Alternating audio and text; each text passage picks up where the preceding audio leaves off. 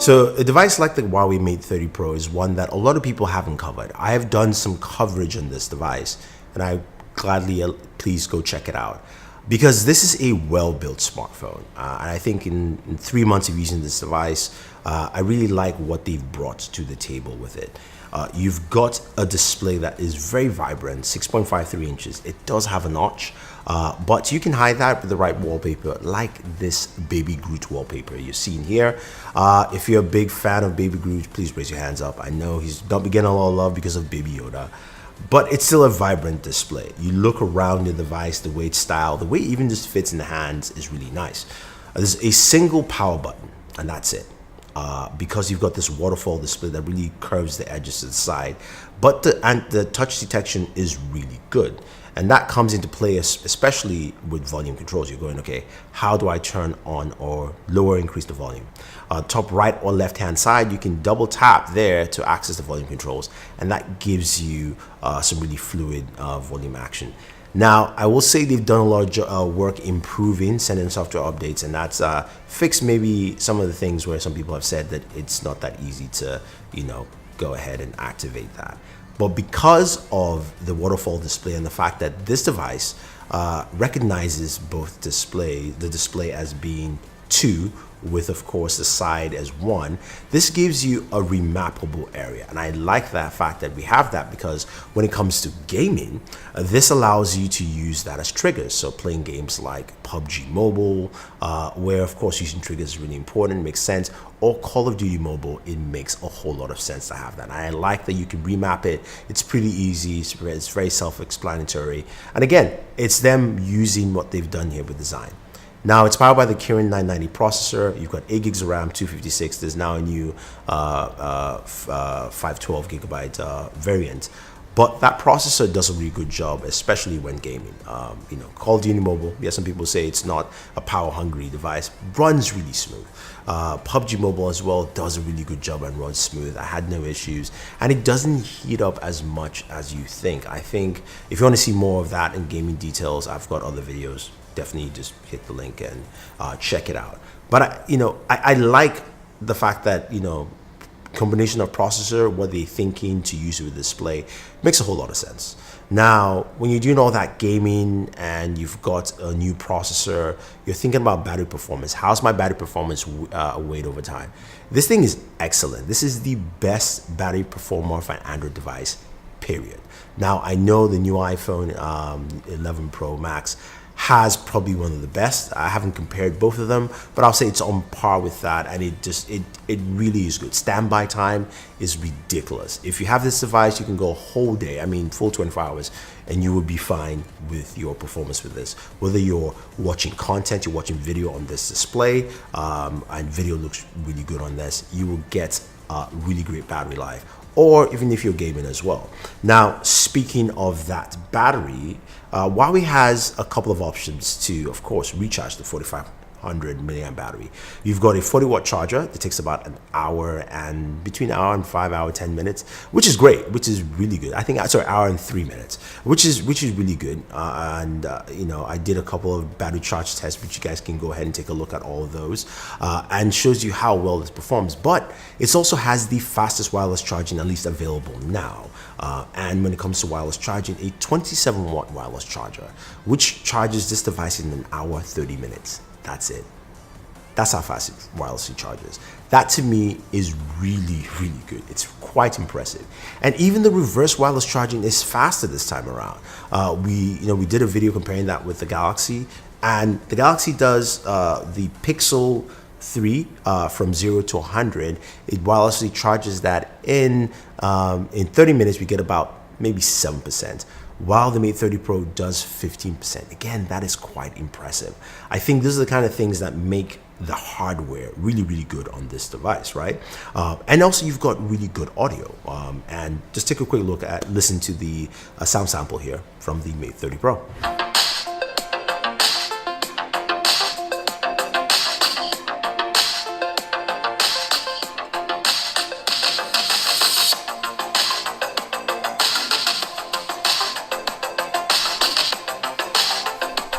So when you think about a device like this, hardware is very important, right? When you think about smartphones and using it, using it for about 3 months, I've experienced some really good visuals. I've experienced really good gaming performance, which is what I like to do a lot. Usability, something that's really important as well. We know that this doesn't come with Google services here, as also in China, because also this device is not available in the US. And it's also limitedly available in Europe. And most Chinese devices in China just don't really use Google services in the first place. But we understand the political ramifications of all that, and they're just stuck in a rock and a hard place. But you can find it with Google services installed for you. And using it with it has been a breeze. I've got Google services here. I've had no issues whatsoever. I've been getting updates, updating my apps, using my apps as I want to. So those things work really well for me, and it's been fine. But, I think a lot of people might be misconstrued in thinking, this device, may not be able to get those kind of updates, especially if you have to sideload Google services, and that's not an issue. Now, the big thing, of course, is the camera. New camera modules, 2 RYYB sensors, an ultra wide, and you've got one of the things I was really impressed with the camera is the improved video. Video looks much better this time around. Better stabilization, better colors. So when you're recording video, you get a really good, especially 4K 60 also looks really good on this. But here's the thing. What about photos? Now, I do a camera video with my buddy Man Rancel, and I was supposed to do one on this device separately. I couldn't because I had a lot of technical issues. So we've combined it with this video, and I'm gonna pass that on to Marion so you can see what he talks about with the camera. But before we get there, I've got to say the hardware itself on the Mate 30 Pro is fantastic. I want to see why we continue this. Hopefully software things get fixed, of course, with the Google Play issues, but I like what I'm seeing here. Now let's see how well the camera does in taking photos, because there's a lot of competition here, and then we'll round up this video. I have my buddy here, Marion Sell. Hello. Yes, and we will be covering the Mate 30 Pro camera. We were supposed to do a full camera review. We kind of did it. I had a lot of technical issues with my audio, so of course that video didn't come out. But there are some things we want to talk about the camera, which I will say has, to be polite, mixed results in a sense. Very much so, yes. Yeah. Shall I? Yeah, go ahead. So I tested the camera when kite surfing and all of that, did night mode tests and so on. I want to generally say that the phone itself has a really nice feel to it. Like, the Pro mode is good. The technical information on the files is great. You're shooting DNG, which is a digital negative when you're shooting RAW files. All of that is great. The long lens is 8 megapixels, and the shorter lenses are 12 or even 40. 40, you can switch 40 both. 40 both of them. Yeah. Okay, yes. And the files that are coming out of the 8 megapixel long lens are great, RGB files. The 2 sensors for the regular lens as well as the wide angle lens are RYYB sensors. Mm-hmm. So once again, as in the beginning of this year, you're a little bit in trouble when you're shooting RAW files with color calibration, because technically you'd have to go ahead and shoot a color card and then have a profile that you put on your files. But all of this is very complicated. Once you get into the Pro mode, into the RAW file shooting, you're actually stuck with a white balance that is far off.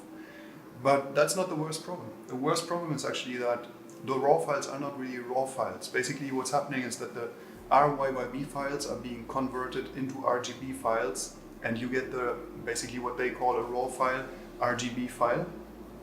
But in the middle of it, when the files are being transformed from RYYB to RGB, there's an algorithm as well as artificial intelligence coming in, and Huawei does something what they call demosaicing, or something like this.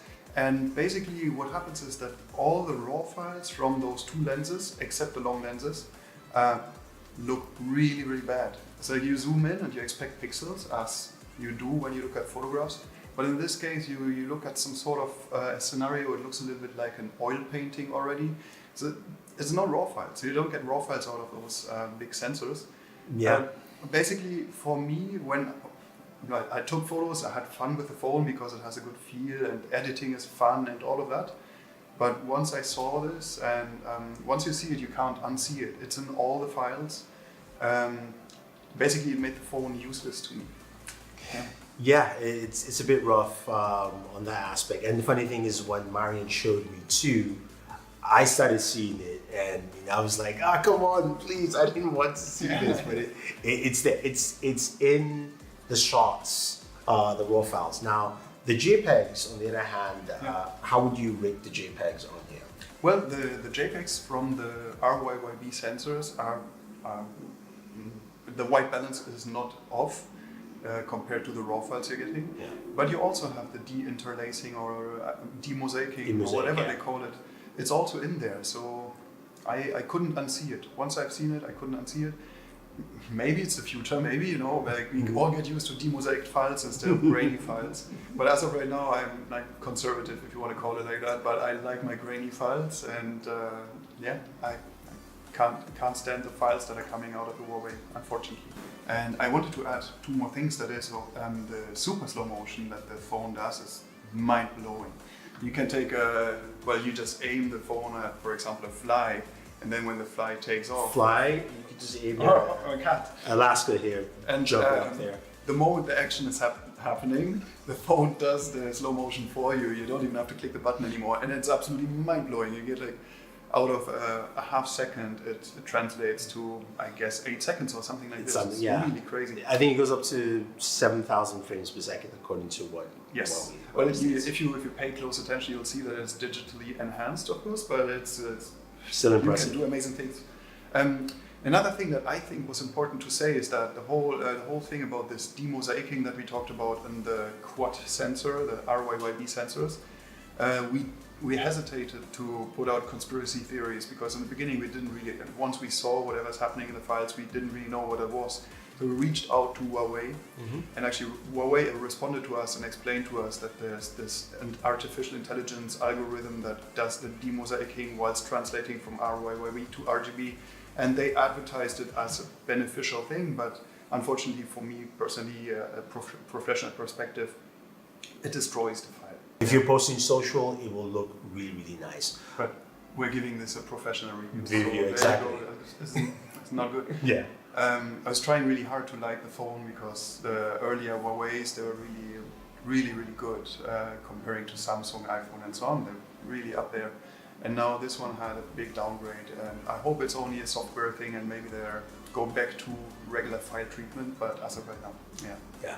So at least my viewpoint and thoughts here is that, look, it probably is a software thing, as you said, to some degree to fix that because of that conversion from RYYB to RGB, or also, hey, Huawei, maybe go back to RGB sensor at 40 megapixels. You had that with the Mate 20 Pro, and that did a really good job. The same thing, it wasn't on the P20, but it was on the Mate 20 Pro. So till next year, when we will have videos on new devices like the S11, which is supposed to have a 108 megapixel sensor, Huawei's P40 Pro, which should have an awesome camera sensor from at least from things I'm hearing, and lots more, which of course Marian will be checking out. So I want to thank Marian at least for helping me out with the review of the camera. Go ahead and check his Instagram and also his website. It's Marian Cell. The links are down below. And thank you very much. Yeah, thank you guys. See you soon.